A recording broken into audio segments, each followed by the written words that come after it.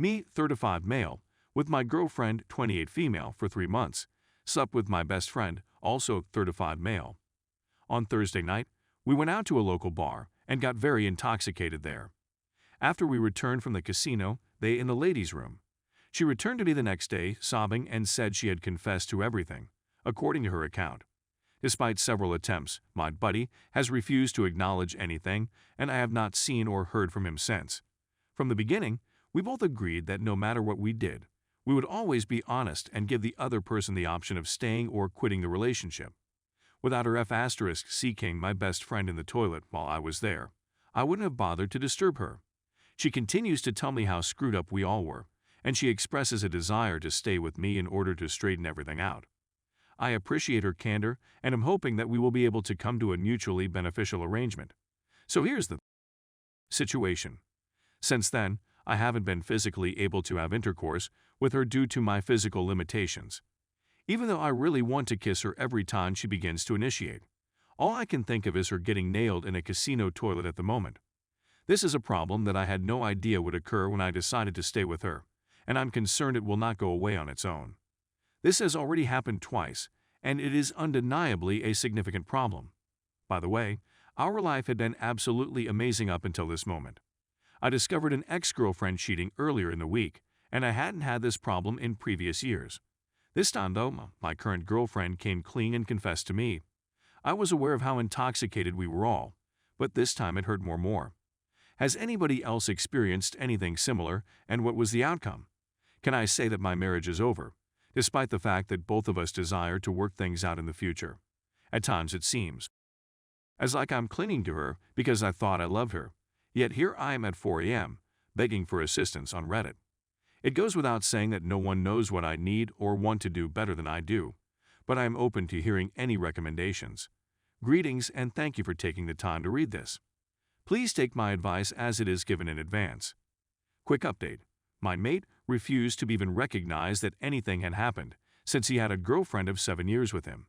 It was my responsibility to notify her of what had occurred and to urge that she phone her and inform his girlfriend of what had occurred. If he came to me in the same manner that she did, I would forgive him after I kicked his in the face. My ex-girlfriend told me first thing in the morning the next day.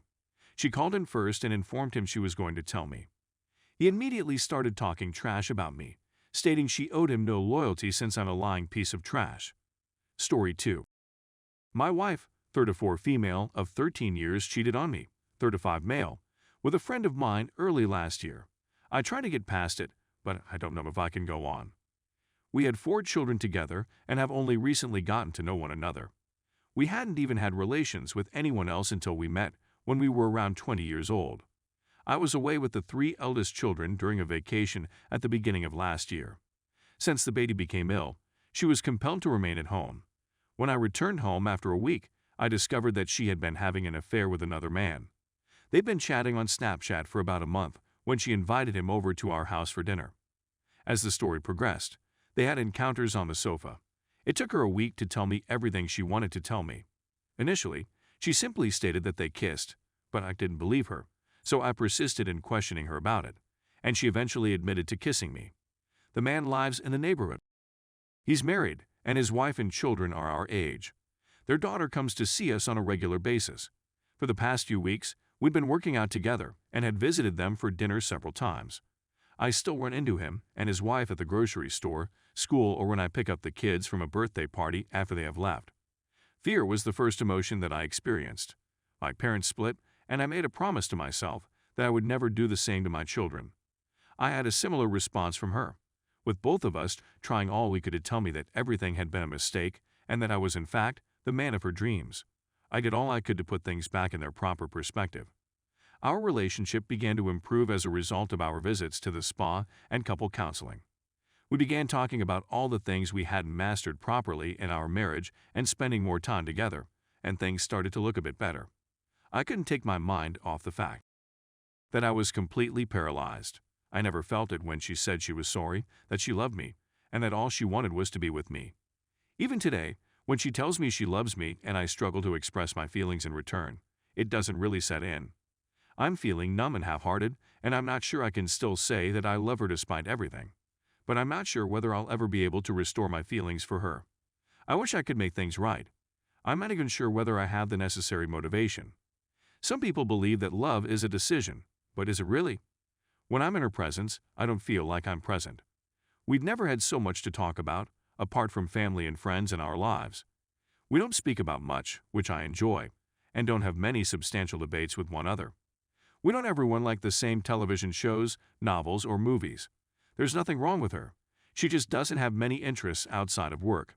She is, however, an exceptional homemaker, a profession that she has chosen for herself. After realizing that I don't know how I feel about her, I'm having difficulty finding reasons to keep going that aren't related to the kids, the house, or the necessities of life. I'm having horrific nightmares about leaving and about the grief I'd cause everyone in my immediate vicinity if I left. It's also worth adding that I caught her sending underwear photographs of herself to another guy through email approximately 5 or 6 years ago, which I believe was a mistake. There was something I eventually came to terms with and forgiven her. Update. First and foremost, I'm going and my girlfriend and I have found a little apartment nearby that we'll be sharing for a time while we figure out a more long-term arrangement.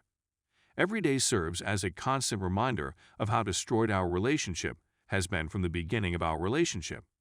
My husband and I have never argued much, but I now realize that this it is because we have never dealt with the true issues that have arisen. We just gobbled them up like candy. It was just a year ago that I discovered the infidelity, and she admitted that they had only kissed once. It took her a week to inform me that they were having relations. Then she said that it was an accident that occurred once, that they were terrified, and that he departed swiftly as they realized what had happened. Despite the fact that they had been conversing through Snapchat for 35 days in a row, she claimed that there was never any content in their conversations. I never completely believed it, and I often questioned her about it during the year, but she never admitted that it was anything other than what it seemed to be. I couldn't keep my hands off her phone any longer, so I went back to her phone and looked through the records from a year before. Something didn't add up, and I realized what it was.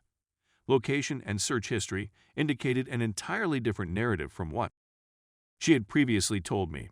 When I questioned her about it, she ultimately acknowledged that they had at the beginning of the month, then stayed in touch every day for many weeks before doing it again a few days later.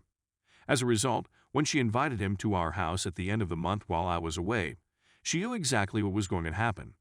On top of that, she traveled with him and his family to a church dinner on the same day they had, and she took our youngest child along as well.